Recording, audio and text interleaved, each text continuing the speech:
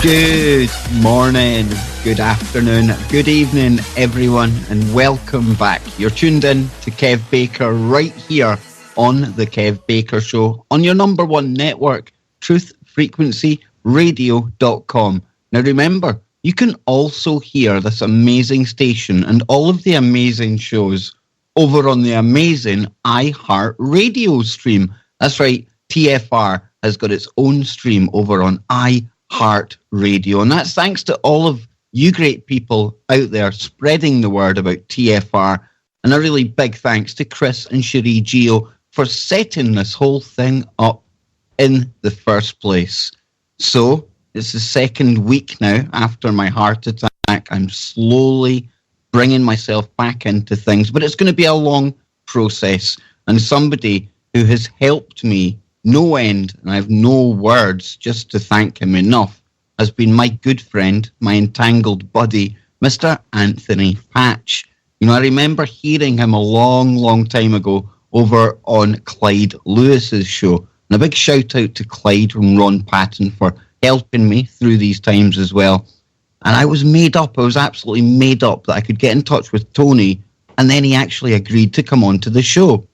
And here we are, all these years later, and he's like a family member to me now, and I can't thank him enough for everything he's done throughout this horrible, horrible time. But Tony, we're here, and you know, let's not dwell on everything that's gone in the past couple of weeks, because people tune in to us to hear the very latest and greatest information on everything that's going on related to CERN, AI, the Matrix, and all that kind of stuff. So thank you for everything, man. And how are you doing?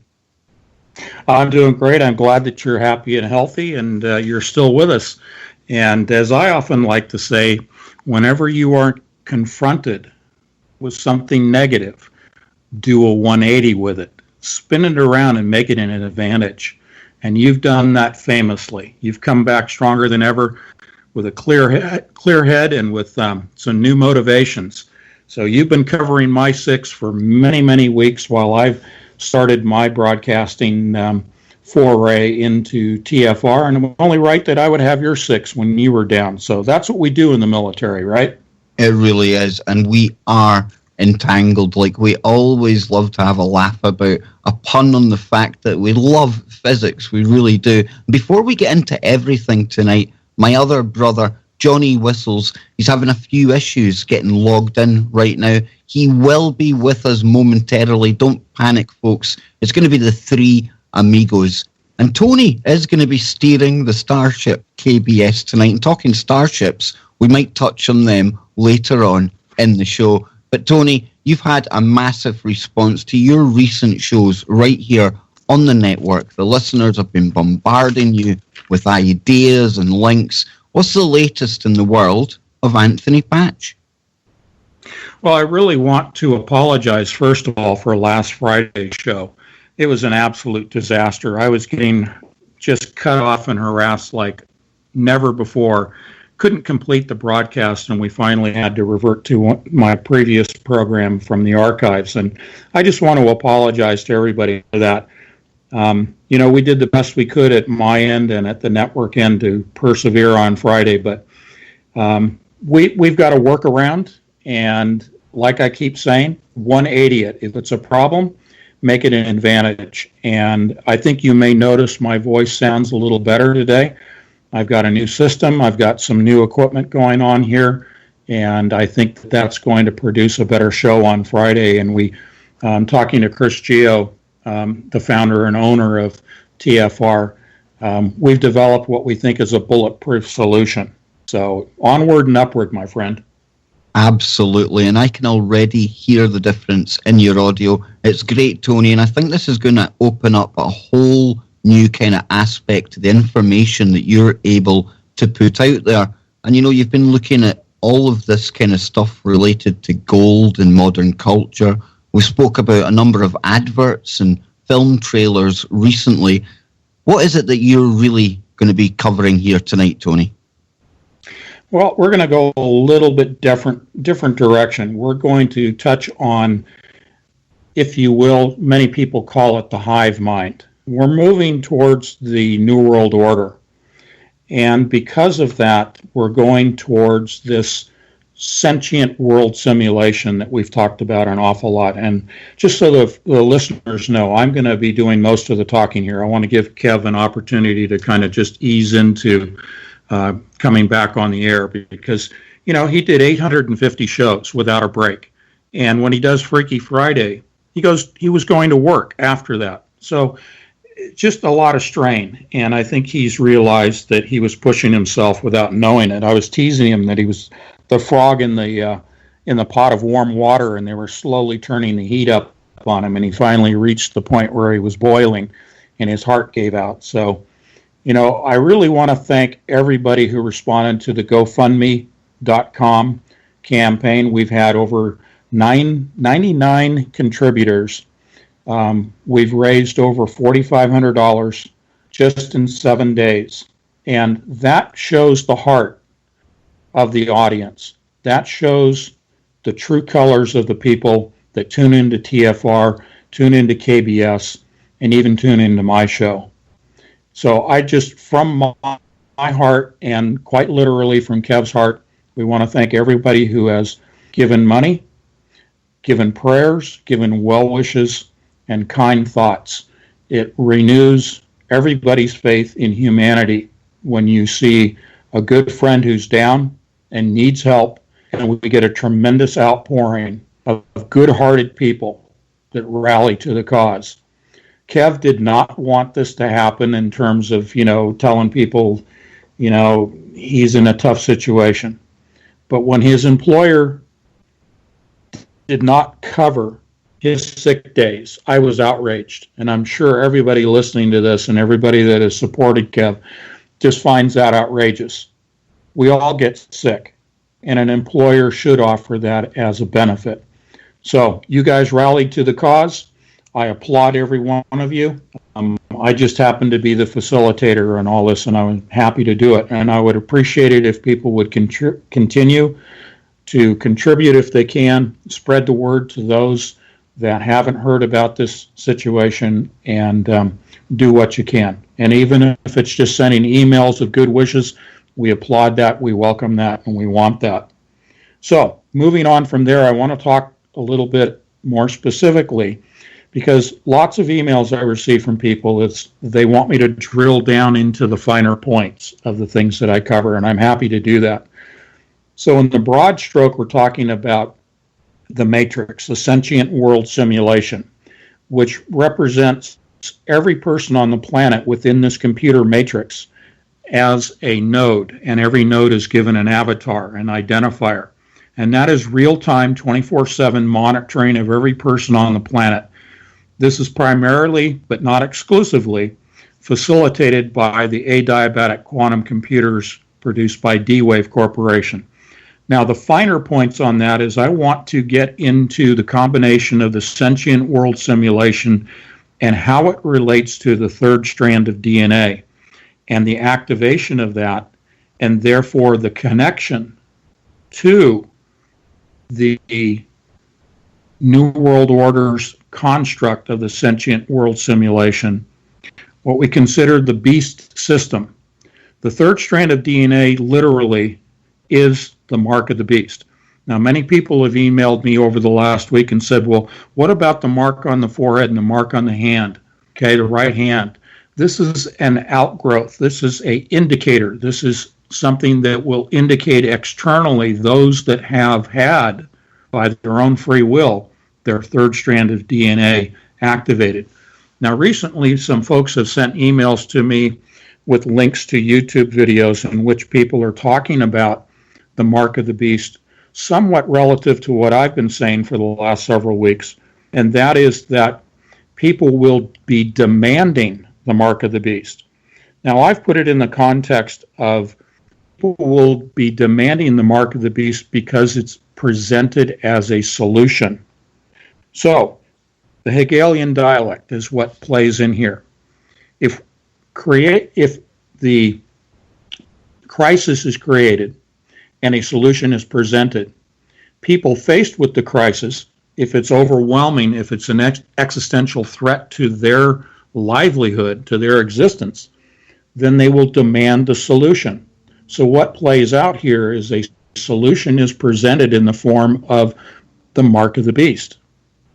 So people will be scared, they will be panicked, they will be deceived, and there will be a whole host of deceptions. You can talk about wars and famines, you can talk about economic collapse, or even Project Bluebeam and the projection of images on the atmosphere, and even perhaps even images of UFOs and the so-called benevolent ancestors from the stars returning. So people, yes, I agree with some of the posters on YouTube that people will demand the mark of the beast, but what they're really doing is demanding a solution that's been presented to them, that if you plug into the matrix, if you accept this offer to plug into this computerized sentient world simulation, SWS, then you will have all your problems resolved. And without going into all the details of that, I'm just giving you the overview. Drilling down deeper, what I want to talk about is the human brain. Now, Kev had sent to me an article just about an hour ago about a research paper that was published, and in fact, it was published not just this week, but it's a reprint to a certain extent, a reprint of the information published as far back as 2014, talking about the consciousness and where it lies in the brain. And they're describing it as the claustrum, that is claustrum, claustrum, and describing it as large neurons that envelop like a net across both hemispheres of the brain, across the cerebral cortex. Now, the reason that I'm being so specific about this is because Kev and I have talked many times about Elon Musk offering a neural lace. This is an artificial lace that is injected into one of the arteries in your leg or in your arm that then floats through the bloodstream, and it deploys across the brain and adheres itself to the brain, to the neurons. Now we have this article that's coming out again as a repeat talking about, we think we found the mark of the beast. Kev, I'm going to check with you. It sounds like I'm getting a signal. Am I still connected? You are fine, Tony. And, I just want to jump in there as well because Sure. I'm thinking about this and, Elon Musk's timing with the fact he came out speaking about the neural lace.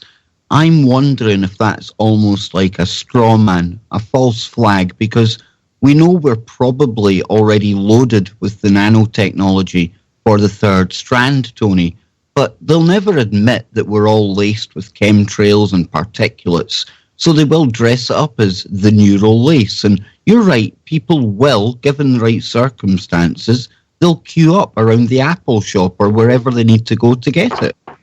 The Apple shop. Yeah,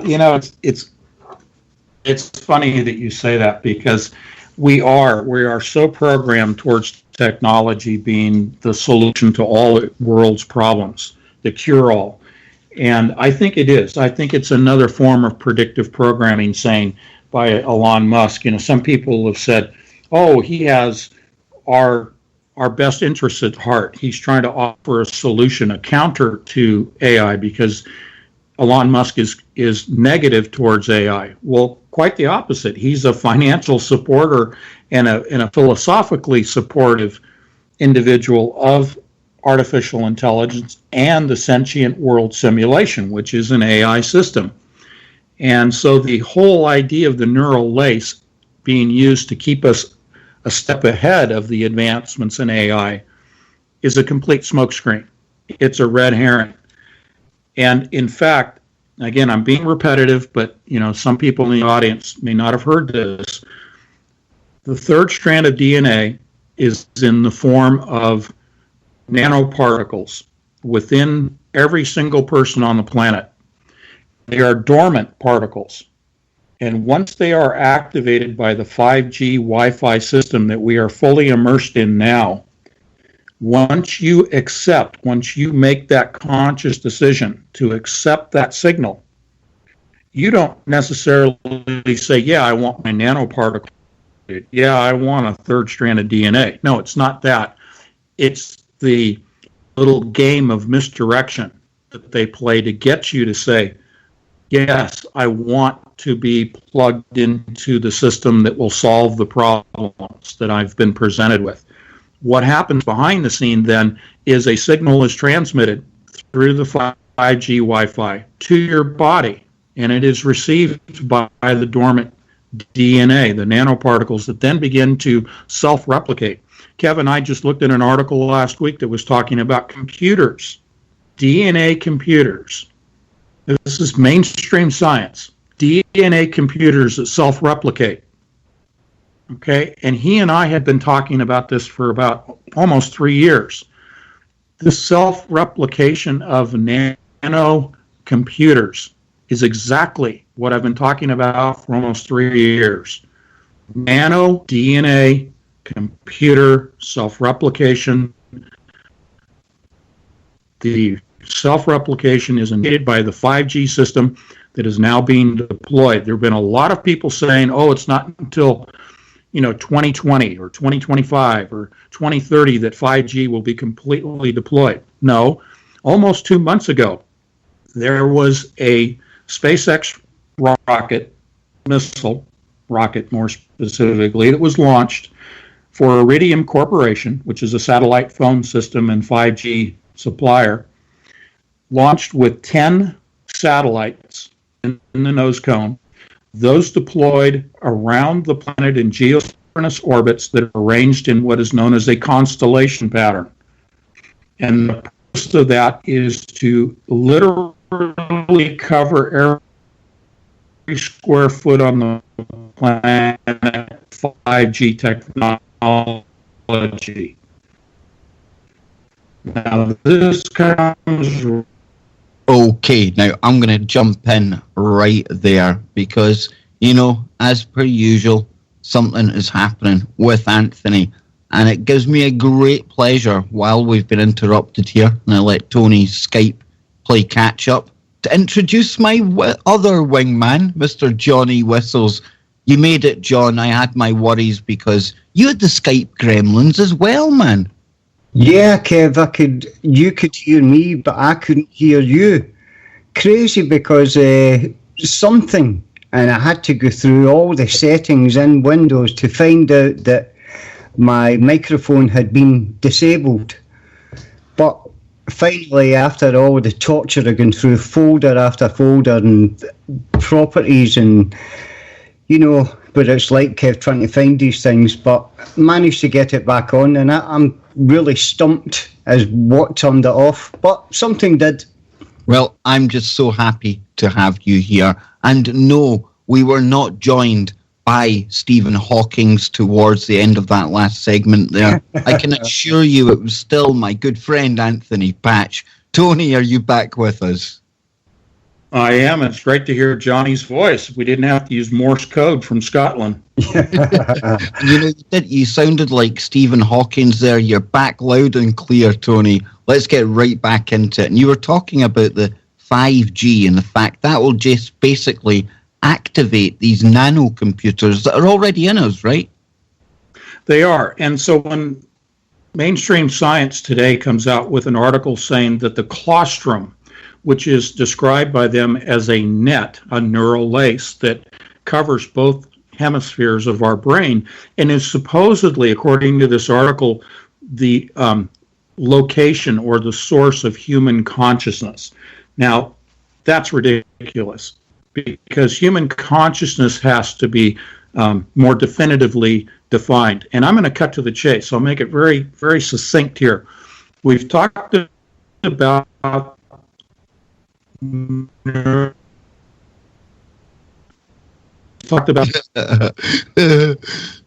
soon as Tony says we'll cut to the chase, you just knew something was going to happen. Yeah. So the joys of modern technology. You know me, Johnny. I don't get beaten.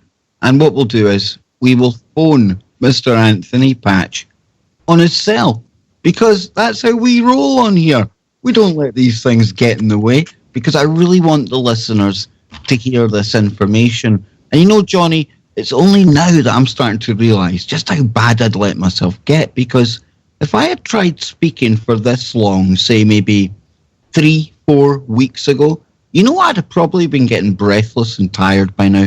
And it's just great knowing that I'm on the road to recovery, and some of the shows we've got ahead, bro, it's going to be absolutely amazing.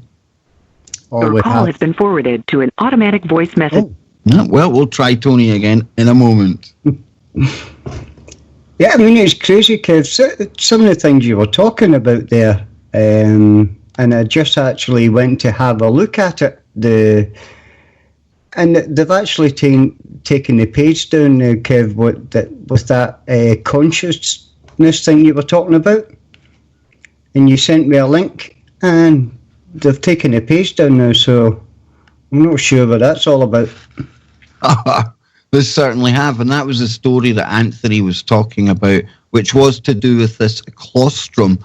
It's a group of neurons that they're saying gives us our consciousness, but of course, Tony was just about to give us the major information, and we got cut off, typically. But Johnny, how are you doing, man? Not spoke to you in a few days on air. What's been happening in the land of Johnny Whistles?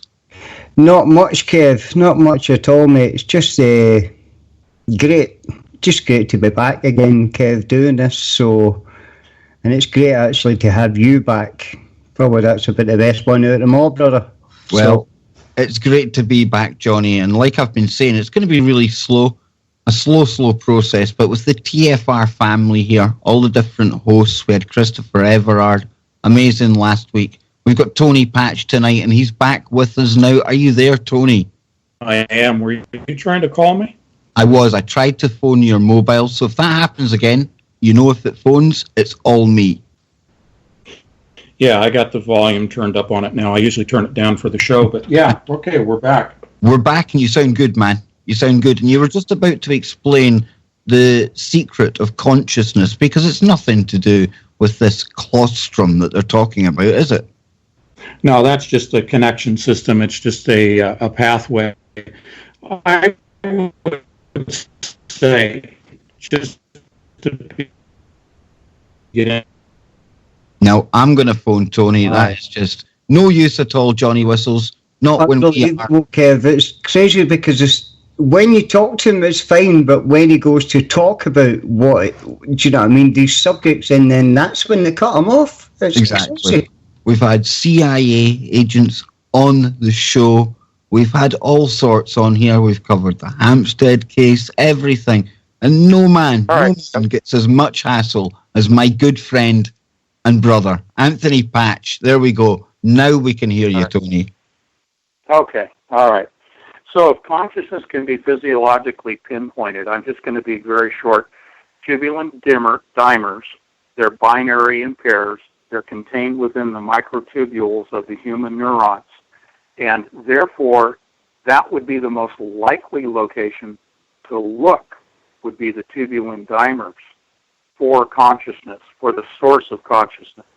Consciousness, if we have to go beyond, say, the spiritual, or even maybe perhaps the mystical, or certainly the supernatural, if we go to the physiological, I would say look at the binary mathematical construct of consciousness in the way that our brains at a quantum level, at a quantum scale, are quantum computers, and the consciousness lies at the quantum scale in that non-classical environment. So, wow, we got that out. Just about, Tony. We got there in the end. And, we'll get there. We always get the information out there. And it's quite frustrating at times, because I know this doesn't happen to every guest. I don't want to dwell on it. But you know what? It just gets damned annoying after a while. Yeah, it does. It does get annoying, but we'll persevere until a point where they finally cut us off. And you know what? Let's segue into something very quickly. This is for the United States.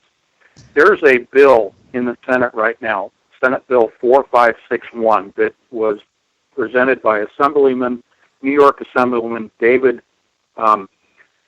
Weprin, I believe it's pronounced, and now being carried by Senator, his name is Tony, but Senator Tony Avila from New York.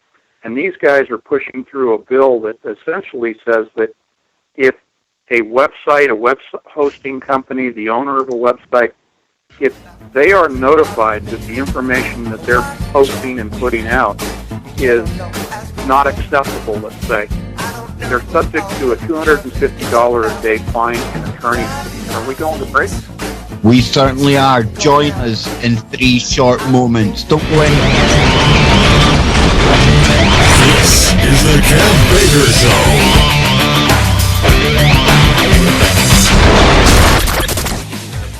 Hello and welcome back to the Kev Baker Show on this Monday, and right here on truthfrequencyradio.com and over in iHeart as well. And if you want to go over there, give them a shout, let them know that we are part of this fantastic network, and this is what makes this network grow. Now, just before the break, in fact, during the break, we were talking about, I didn't know this, that Mr. Anthony Patch, who you will find at anthonypatch.com, was a paramedic. So, Anthony, what is this all about? I haven't heard this before. Yeah. Well, for 27 years in Oakland, California, I was out playing in the streets as a paramedic and thoroughly enjoyed it. And that was after my enlistment in the Army, where I was also a medic as well as playing around with nuclear warheads. So it was kind of an interesting mixture of things when I was in West Germany and first heard about CERN. But, you know, my latter years of my career as a paramedic, I, of course, moved into education and taught 3 different courses for several years. One of the courses I taught, of course, was driver training, and that's a big part of the job. And one of the things that I used to get into, because most of my 3-day driver training program really had to do with psychology, and I was talking about brain stems. And I wasn't talking about neural lace or anything, but I was talking about how the driver's behavior, the paramedic's behavior behind the wheel, speed and rate of approach and use of lights and sirens, how that affects people out on the street, the average driver out there. And very succinctly, I'm going to say that what we did oftentimes by rushing up behind people and hitting them with sirens and lights and air horns and all of this nonsense was we would cause sensory overload in those drivers. And you would see that exhibited by their eyes in the rear view mirror of their car that I described as owl eyes. I mean, you could see the panic in their eyes in their own rear view mirror.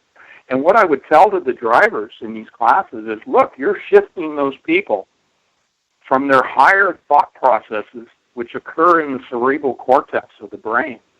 You're shifting their brain down to what David Icke would call the reptilian brain, the brain stem. That's where the fight or flight mechanism resides. That's called the first brain.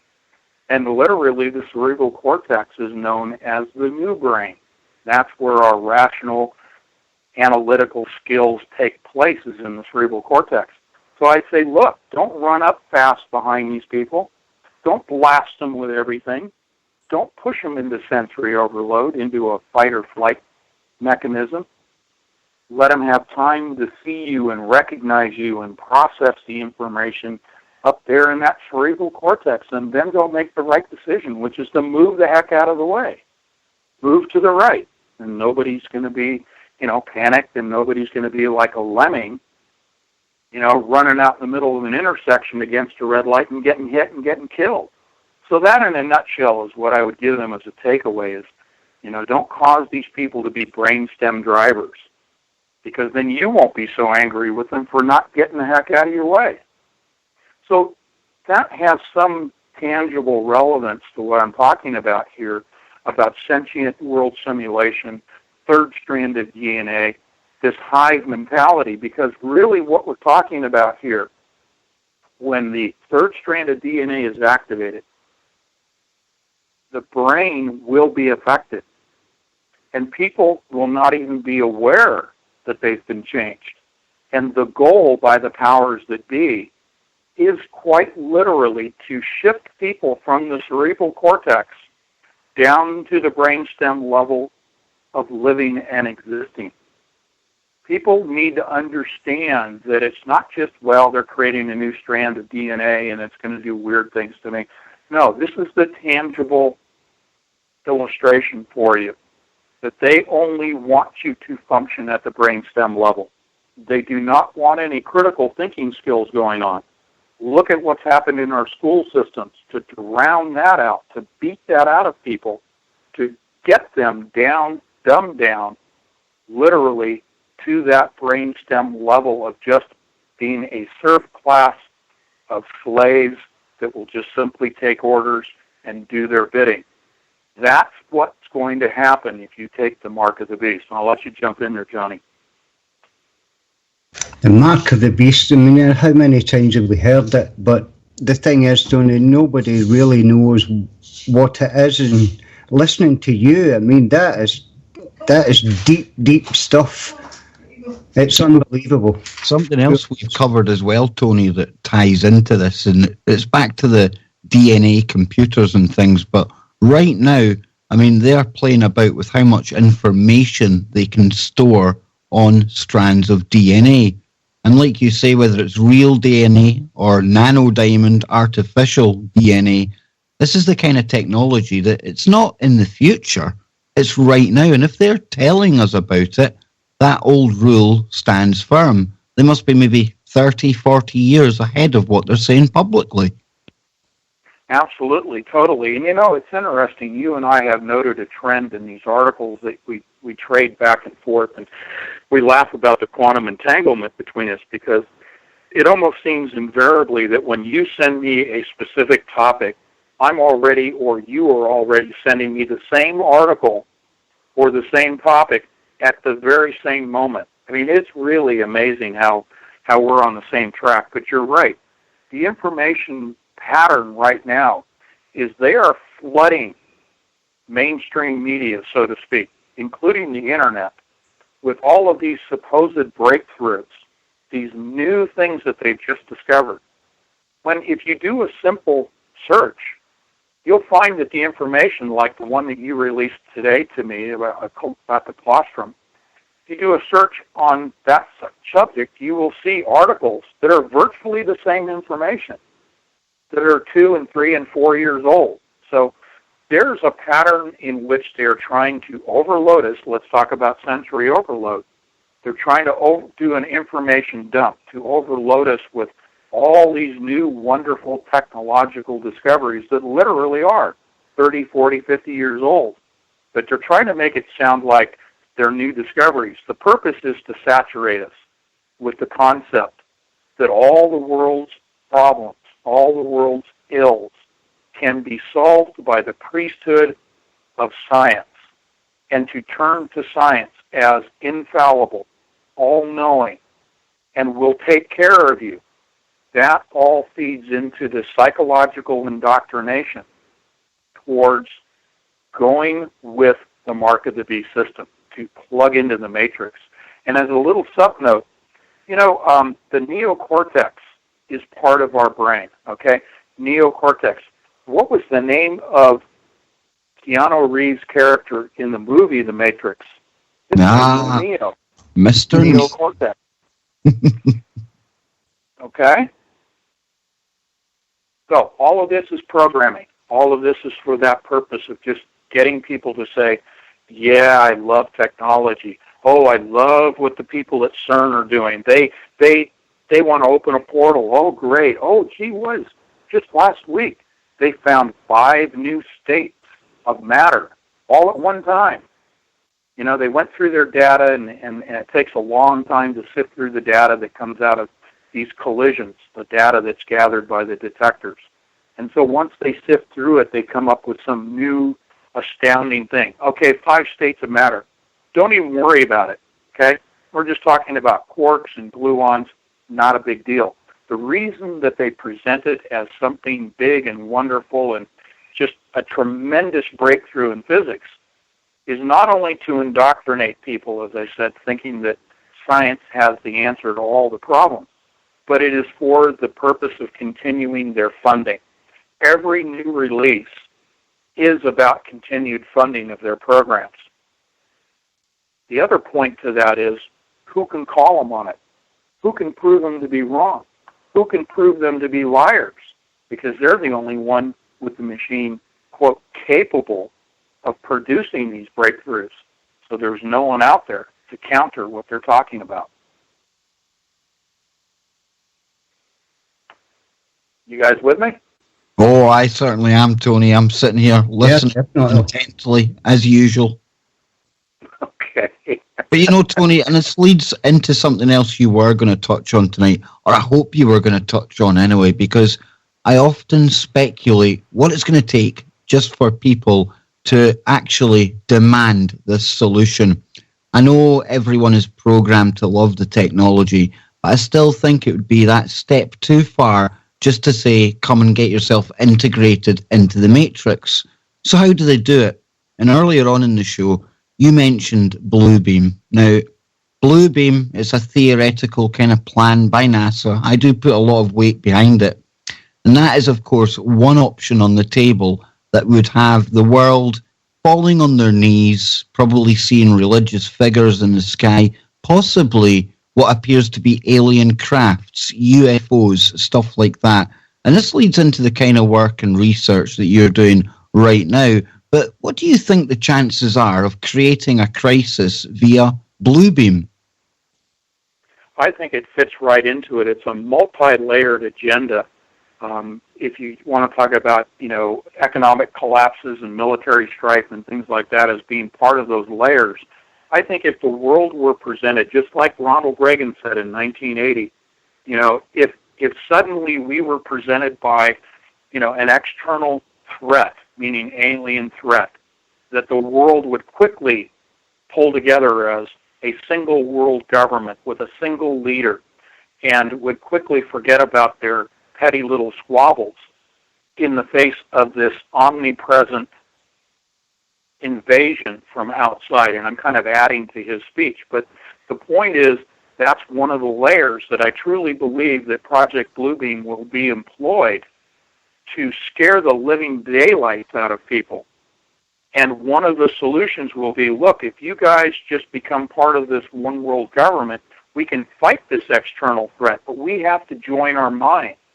We have to join our consciousness. And you hear this all the time in the transhuman discussions, like Ray Kurzweil and the New Age people out there who will say, collective consciousness, evolve to this next level. If we use all of our brains together, then we can fight this external threat. And that threat could be aliens. It could be a biological threat. It could be a military and economic threat. But the mantra that we see as the undercurrent, as observers, you and me and Johnny, as observers, we see this mantra of everything has to be plugging into the collective consciousness. When the Vatican in September talks about bringing all the religions together under one umbrella with all these jubilees that they're celebrating, the reason for that is, again, to pull together the collective consciousness. So, to achieve that in a quick and dirty turnkey process, people don't have to go sit on a mountaintop and chant Om all day long or use drugs to achieve this consciousness. They're going to say, look, it's really easy. We've made it easy. We're the priesthood of scientists. We have the white lab coat on, or we're the doctor with the white lab coat and stethoscope around our neck. Okay, these images of people who are, quote, the experts that we're supposed to blindly listen to and follow are going to say, we've made it easy for you. All you have to do is allow us to send you a signal through your phone, whatever mechanism, or just allow it passively, because we're immersed in 5G broadcast signals right now, Wi-Fi signals. Allow that signal, make that choice, and then we will connect you to the collective consciousness, and we can fight this threat through the Hegelian dialectic that's been created. So there you go. Absolutely. And, we talk about 5G a lot on here, a real lot. And it's good that we keep abreast of everything that's going that way, because Smart City Glasgow, we are absolutely bathing in the stuff. But I found a really kind of strange story today, and I shared it with Anthony here and our good friend, mutual friend, Ilana Freeland. Now, you'll be able to see Anthony and Ilana at the next Ground Zero University, and I believe that's in April. But Tony, this was talking about Vodafone, a mobile company, who are going to be providing the first mobile communications network on the moon. What is that all about? Yeah, and my response to you was, where's the money in it? How are they going to make a buck? Follow the money trail. Why would they do it unless they're going to make money off of it? So I find that fascinating. I want to know how they're going to make money. Is it going to enhance, communications here on the planet because they're going to use the moon as a satellite? I don't know. That's the first I've run across it. It's just absurd to me. It's like, what's the advantage of having a broadcast system or a relay system on the moon unless your intent is to inhabit the moon? And of course, it's going to be delivered by our friend Elon Musk and his Dragon capsule. And of course, Stephen Hawking, another good friend of the show, he's going to be going into space as well. Yeah, that story just popped out about an hour before the show, and I sent it to you. Yeah, isn't that funny? I guess it's going to have to be wheelchair accessible. You wonder why. Do you know what I mean? Stephen Hawking, it's not as if he can actually get about quite easily to see some of the things that is in space. I mean, I know that the zero gravity and they can take him out his chair or whatever, but I think that'd be pretty horrid, actually, taking him up into space. And NASA did warn about, space travel. It's not exactly pretty. But Tony, I think all this talk of commercial travel to the moon next year with 2 anonymous donators to Elon Musk, and of course constant talk of Mars being next, I think this again is more of the saturation. It seems to be getting us ready for something else that's in the pipeline. Yeah, I think disclosures this year, everything's coalescing, pointing towards September. We've got this very significant eclipse happening on the 21st of August. Very unusual. The shape of the shadow is, for the first time in recorded history, the shadow is in the shape of an egg. That egg in the historical record is the Ogdog, which represents the 7 leaders in fallen angels. The point is, this is a sign. This is a sign of what is coming. This is such a significant eclipse in the shape of it, but also the pathway running from Depot Bay, Oregon, which is a place that I spent a lot of time at Depot Bay with my kids. Depot Bay all the way to South Carolina in the United States. This is a harbinger, to borrow an overused title of a book. This is a harbinger. This is a warning sign of what the occult have in mind for September. And September is Revelation 12, September 23rd, the birthing of Jupiter. This is the birthing of the Antichrist spirit. So this is a warning sign, this eclipse.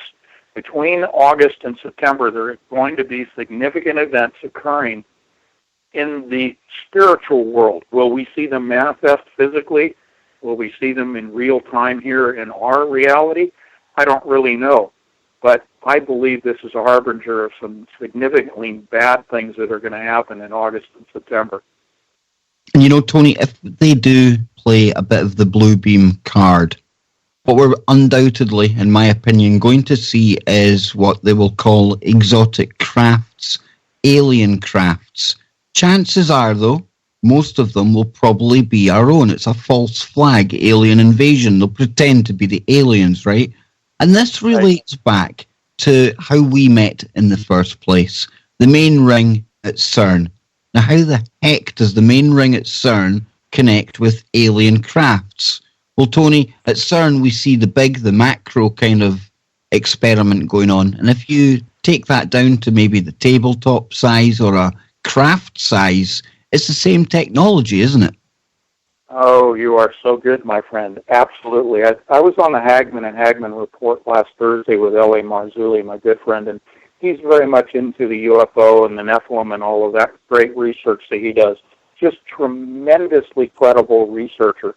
And I mentioned to him, just as kind of a by and by, I said, hey, L.A., I have a theory about the propulsion systems for these UFOs that I believe most of them are man-made and are black projects. And he said, really, what is that?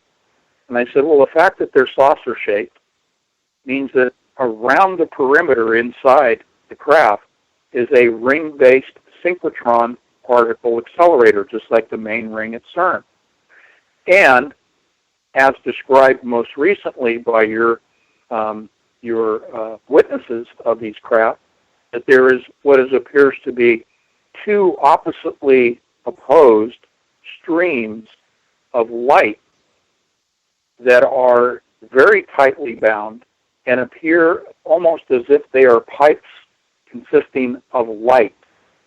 I said, what you have there as a propulsion system that is visible as pipes from one side to the other simultaneously is a linear accelerator.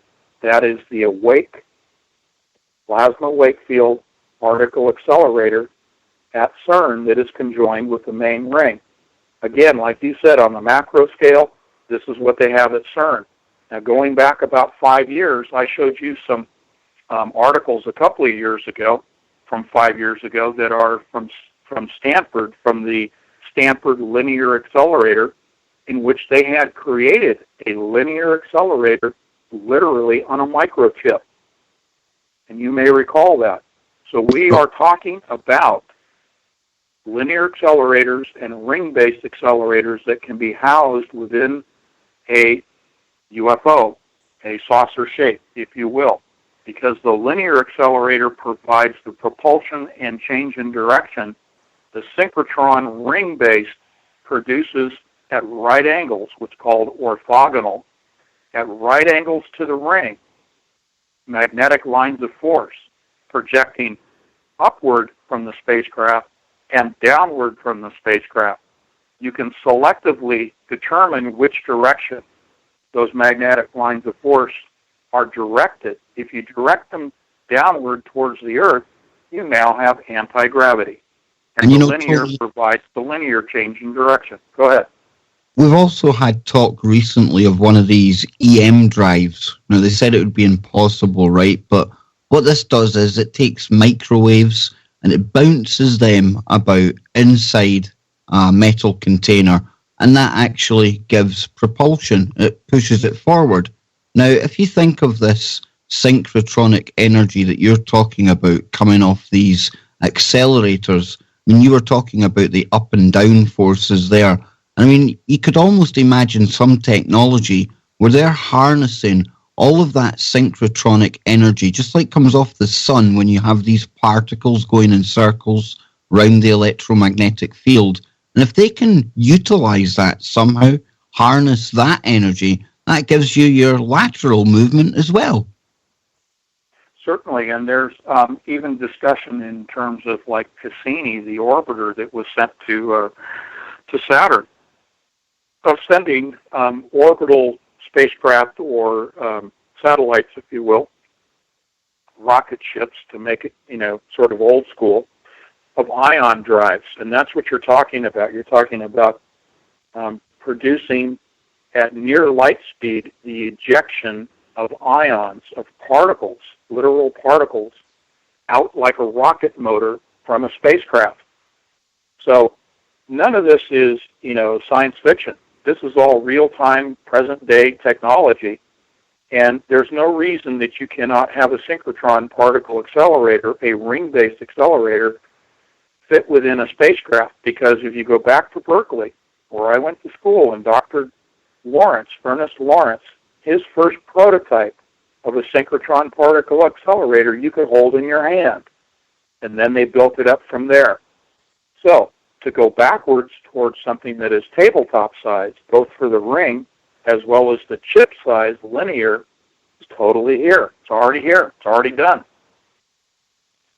Absolutely. And, you can go on to one of the TED Talks And it's somebody from CERN talking about the machine that we often talk about, the Awake accelerator.